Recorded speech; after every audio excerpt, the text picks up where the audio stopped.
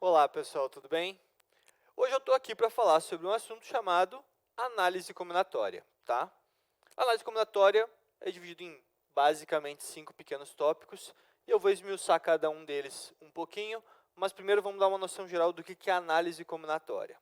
A ideia da análise combinatória é analisar combinações, tá? De certo modo, é aprender a contar coisas do tipo: eu tenho uma turma com 10 alunos e eu quero tirar uma dupla. Quantas duplas diferentes eu consigo formar ali?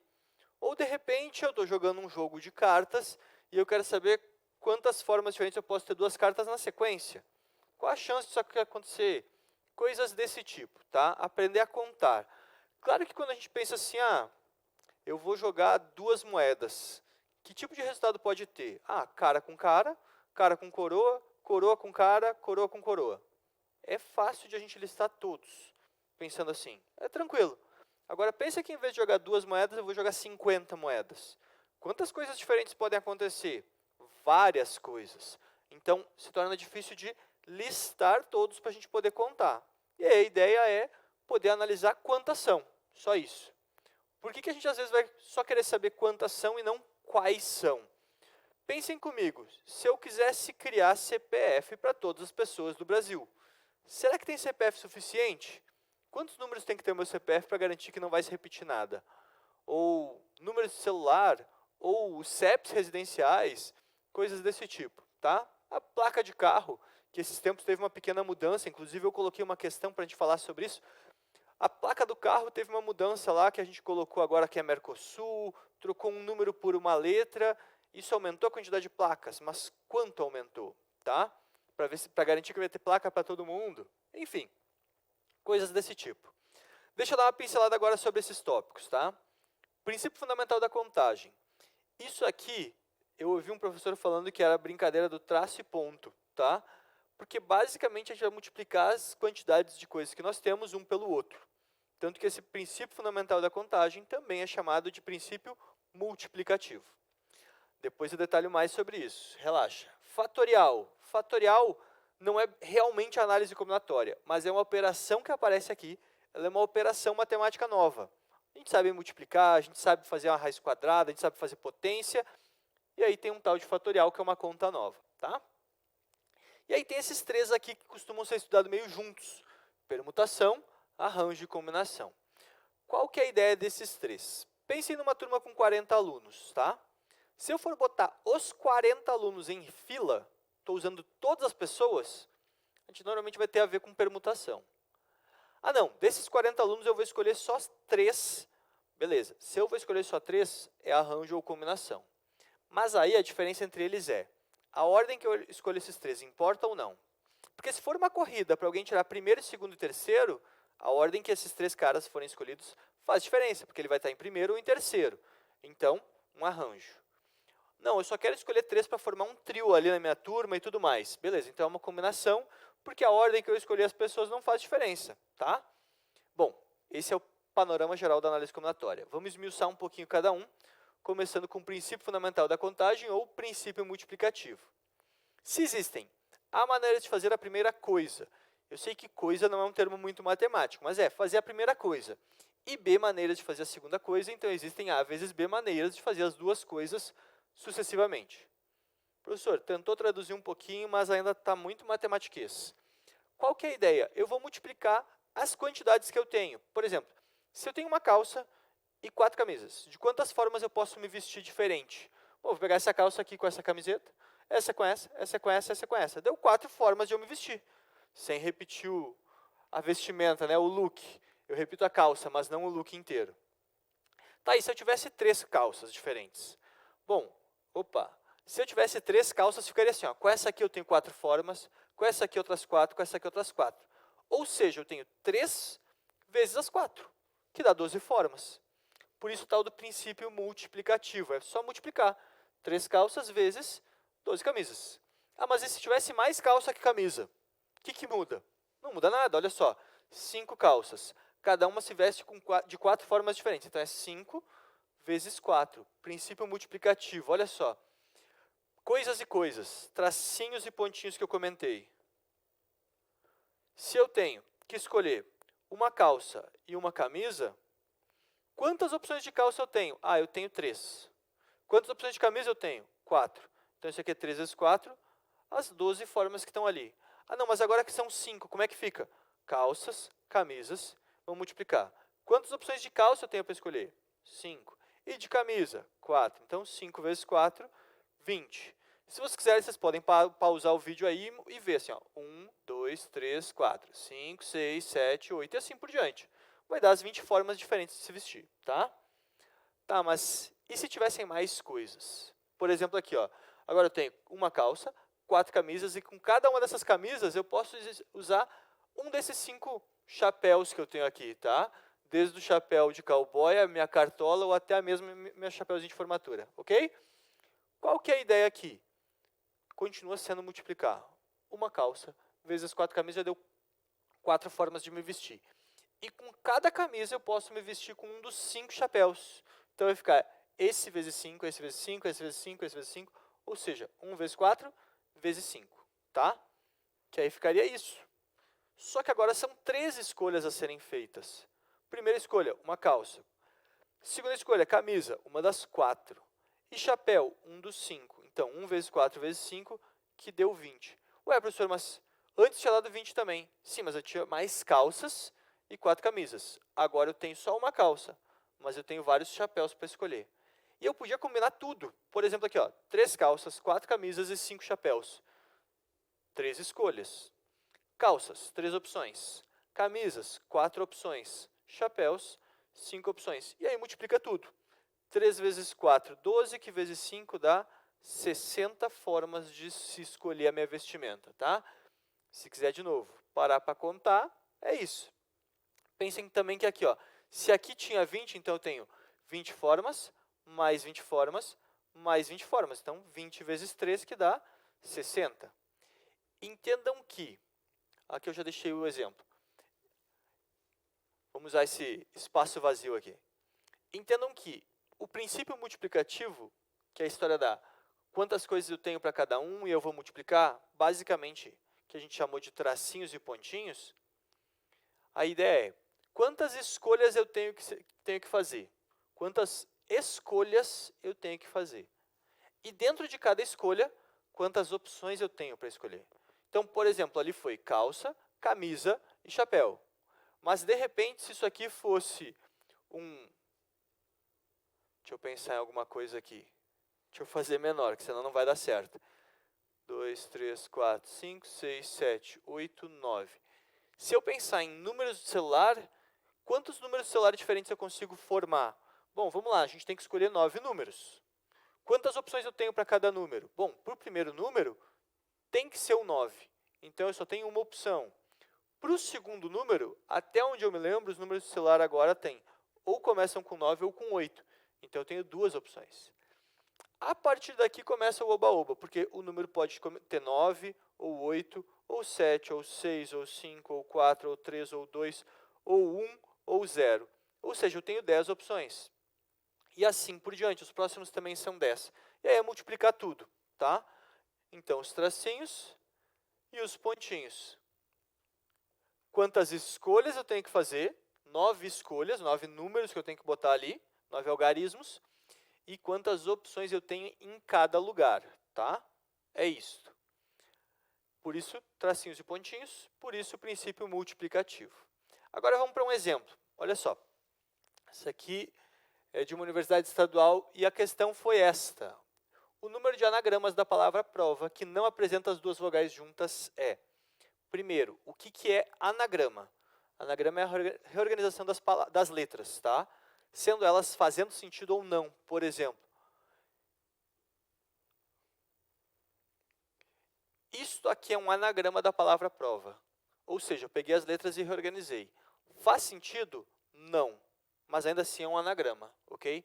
Aí, se fizer sentido, continua sendo um anagrama, tá? É só para não dizer palavras, porque palavras se presume que tem um sentido. Anagrama não precisa ter, tá? Tá, mas e como é que eu vou organizar isso, professor? Professor, eu já sei a resposta. É a letra E. Muito bom. Vocês conseguiram sem nem fazer conta. Mas como é que a gente faria a conta se fosse necessário, tá? Não sei porque eu deixei ali o gabarito. Pessoal, eu estou reorganizando as letras, eu estou colocando essas letras em ordem e, basicamente, eu tenho que fazer 5 escolhas, tá? 5 tracinhos e suas respectivas multiplicações. Que 5 escolhas são essas? Qual vai ser a primeira letra? Ah, para a minha primeira letra, quantas opções eu tenho? Eu tenho 5. Ah, legal, beleza. Daí para a segunda letra? Bom, eu tenho 4. Então, está ali 4 opções. Por que 4, professor? Tem 5 letras lá? Eu sei. Mas se eu vou reorganizar as letras, alguma delas eu usei. Por exemplo, usei o P. Bom, então sobrou 4. Ah, não, usei o A. Tá, ainda assim sobraram 4 para a segunda letra. Esse é o padrão. E para o próximo? 3, depois 2, depois 1. E a ideia é só multiplicar isso aqui tudo. 5 vezes 4 vezes 3 vezes 2 vezes 1, que dá 120. Tá? Aí, até aí, legal, bonito, mas não tem essa alternativa, professor. Pois é. É porque aqui ele colocou assim, ó, que não apresentam as duas vogais juntas. E aí, o que eu fiz foi todos os anagramas, não importando quando as vogais estão juntas ou não. E aí vamos agora para o nosso segundo nível de questão, que é me preocupar com aquilo ali. Na verdade, para colocar as duas vogais juntas, eu sei fazer. Para não deixar elas juntas, é muito pequeno caso para eu me preocupar. Porque as duas vogais separadas, né, não juntas, poderiam estar no começo e no final, ou podia estar na segunda e na última, ou às vezes na terceira e na última, ou quem sabe na primeira e na penúltima, ou na primeira e na terceira, ou seja, são vários pequenos casos. Então, qual que é a estratégia? Eu calculei o total, e agora eu vou calcular delas juntas. Por que eu vou calcular elas juntas? Elas juntas é mais fácil de calcular. Porque eu tenho a letra P, eu tenho a letra R, eu tenho a letra V, e as vogais, elas vão ser consideradas como uma letra só, que assim eu consigo contar elas estando juntas. E pronto. Aí eu vou calcular quando elas estão juntas e vamos supor que deu 10. Beleza, então daquelas 120, eu desconto os 10 casos em que elas estão juntas, o resto é quando elas não estão juntas. É mais fácil do que separar em vários pequenos casos, tá? Então, olha só, como é que eu posso reorganizar esses 4 aqui? Esses 4 símbolos, beleza. Se são 4 símbolos, no caso 3 letras e mais esse par aqui, eu tenho, para o primeiro pode ser qualquer uma das 4 coisas, depois 3, depois 2, depois 1. Então, 4 vezes 3 vezes 2 vezes 1, que isto dá 4 vezes 3, 12, vezes 2, 24. Legal. Tem 24 formas de reorganizar isso. E detalhe a mais. Essas duas vogais podem estar juntas assim, O depois o A, ou podem estar assim, A depois o O. Então, desses 24 casos, eu tenho 24 formas assim e 24 formas assim.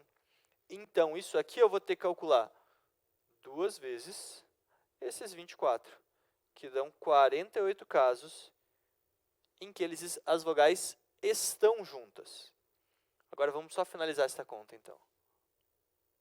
Então, dos 120 casos que eu tenho, tem 48 casos em que as vogais estão juntas. Aí é só descontar isso aqui, que eu tenho certeza que todo mundo já sabe calcular, né? 72 casos em que as vogais não estão juntas. Ok? Mas, basicamente, o conceito do princípio multiplicativo é esse. A gente vai considerar quantas escolhas eu tenho que fazer e quantas opções eu tenho. Quantas escolhas eu tenho que fazer, quantas opções eu tenho. E pode não parecer, mas o que eu fiz aqui dentro também é isso. Quantas opções eu tenho? Quantas escolhas eu tenho que fazer? 2. Qual a primeira vogal, qual é a segunda? Para a primeira vogal, quantas opções eu tenho?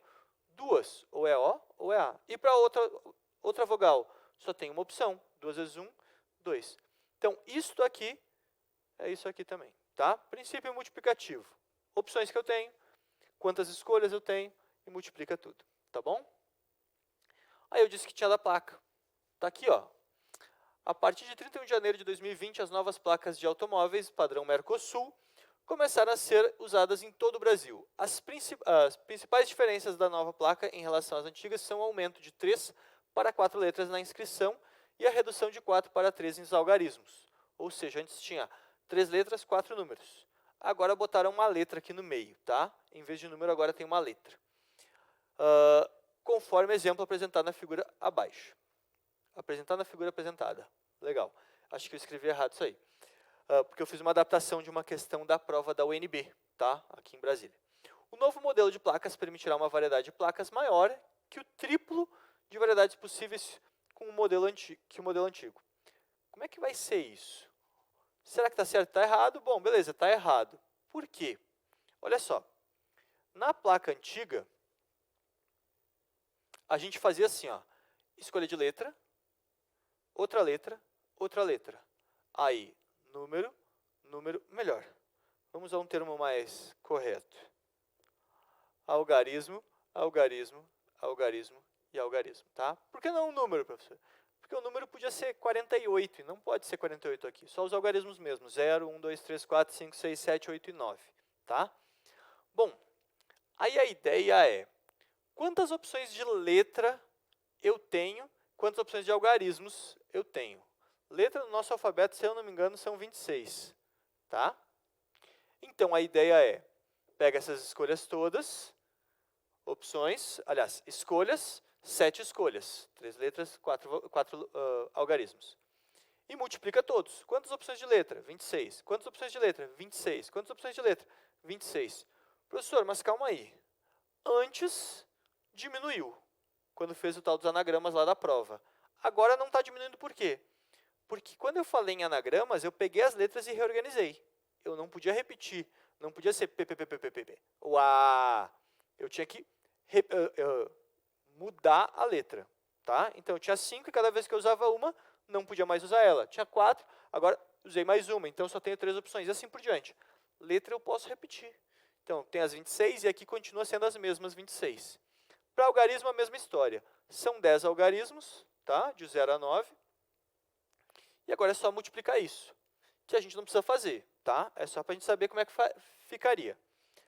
Novo padrão Mercosul. Letra, letra, letra, algarismo, letra, algarismo, algarismo, tá? Tá aqui, ó. Isso aqui mudou de um número, de um algarismo, para uma letra. O que muda, então? Nada, 26 opções, 26 opções, 26 opções, 10 opções, aqui mudou para 26, aqui para 10, aqui continua 10, tá? Ou seja, na prática, o que mudou é, onde eu multiplicava por 10, agora eu multiplico por 26. O resto continua tudo igual. Será que isso é a mesma coisa que triplicar? De um jeito bem que foi que ele perguntou, maior que o triplo da variedade anterior. Bom, para ser o triplo, em vez de multiplicar por 10, eu teria que estar multiplicando por 30. Assim seria exatamente o triplo. Se eu multiplicasse por mais do que 30, seria mais que o triplo.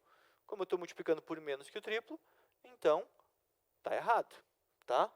Se eu perguntasse quantas placas são, bom, sim, aí a gente teria que multiplicar esses números todos. O que não é necessário, tá? Só para constar, para aqueles que se assustam em ter que gastar esse tempo na hora de uma prova, em geral, se tiver uma prova dessas com alternativas, a alternativa desse aqui seria essa, ó, 26 ao cubo vezes 10 elevado a 4. Já na próxima seria 26 à quarta vezes 10 ao cubo. Não precisaria calcular quantos milhões de placas são, e sim deixar assim indicado, tá bom? Deixei mais uma questão, essa acho que vai ser rápida. Um fotógrafo foi contratado para tirar fotos de uma família composta por pai, mãe e 4 filhos. Essa é de um vestibular da PUC, lá no Rio Grande do Sul. Organizou as pessoas lado a lado e colocou os filhos entre os pais. Mantida essa configuração, o número de formas que poderão se posicionar para a foto é... São 6 pessoas. Eu vou colocar assim, ó, pais, filho, filhos, filhos, filhos e pais, tá? Papai ou mamãe, tanto faz, né? Mas a ideia é, olha só, composta por pai, mãe e 4 filhos. 6 pessoas na foto, sendo que todos os filhos estão no meio e os pais estão dos lados, tá? Colocou as pessoas lá e os filhos entre os pais, ou seja, no meio deles. Aí vamos lá. Então aqui as 6 escolhas que eu tenho que fazer. Quantas opções de pais eu tenho para escolher aqui? 2. Ou vai ser o pai ou vai ser a mãe. Quantas opções de filho eu tenho para colocar aqui? Bom, tem 4 filhos, eu coloco qualquer um dos 4 aqui. E aqui? Qualquer um dos 3 que sobraram, porque alguém já veio na primeira posição. Tá, e aqui? 2. E aqui, 1. E aqui? Bom, como algum dos pais já veio aqui no começo, lá sobrou o outro, tá? Se a mãe já foi aqui, sobrou o pai. Se aqui foi o pai, sobrou só a mãe. Então, só uma opção lá no final. E a ideia agora é só multiplicar tudo. 2 vezes 4, 8. 8 vezes 3, 24. 24 vezes 2, 48. Que vezes 1 dá o próprio 48. Por isso, a resposta, letra E. Ok?